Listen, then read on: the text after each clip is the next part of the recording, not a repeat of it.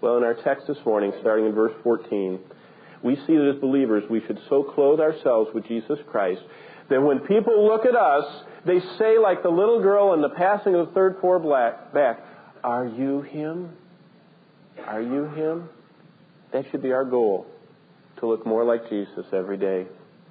And when James wrote these words in his epistle, he simply said that a maturing walk of faith, when we receive Christ by faith and when his life flows down from our lives, that it would be indicated by having a display of good works. And I want to just take you through this passage and show it to you because it's such a blessing. But before, and I'll start reading the text, but I want you to see this. Before James gets into the specifics of the vital signs, what he does is he says, I want you to be aware of one thing, and in the whole portion, starting in verse 14 down through 26, he says, before I give you the vital signs of living faith, I want you to know that there's more than one kind of faith. In fact, he describes in this passage three kinds. I want to show them to you, starting in verse 14. Follow along. Chapter 2 of James, verse 14. Here's the first kind of faith. What does it profit, my brethren, if someone says he has faith but does not have works? Can faith alone save him? If a brother or sister is naked and destitute of daily food, and one of you says to them, depart in peace, be warmed and filled, and you do not give them the things which are needed for the body, what does it profit? Verse 17. Thus also faith by itself, if it does not have works, is dead.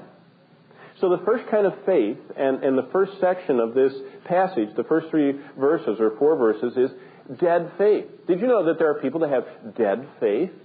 We're going to talk about that this morning. Dead faith. In fact, just put your finger here and look at Matthew 7. Jesus describes this, and I want to show it to you. Matthew chapter 7. Look back at his Sermon on the Mount and see what Jesus says about this concept of dead faith. Because as Jesus had warned, James was seeing it. There were counterfeit Christians. And even as early as the first century church, there were those who claimed they had saving faith, yet they didn't possess salvation. Whenever you have anything valuable, you always have counterfeits. And James quotes Christ. Look at Matthew 7 and verse 21. This is Jesus' warning. Not everyone that says to me, Lord, Lord, shall enter the kingdom of heaven, but he that doeth the will of my Father who is in heaven. Now listen, Jesus said the sign of dead faith was a person who substituted words for deeds. You see, they just talk about it. They don't do anything. Counterfeits know the right vocabulary. They can pray, they can give testimonies, they can even quote the right verses from the Bible, but their walk never follows what they're saying. That's dead faith. Dead faith. Back to James, and I'm going to chapter 2, and I want to read this to you. Jesus and James warn, beware of a mere mental or intellectual faith. No one can come to Christ by faith and remain the same any more than you can come into contact with a live 220-volt wire and remain the same. You just can't. I saw the testimony of a man in the paper last month who, during some storm sometime, had touched a live wire and had just fried off his hands.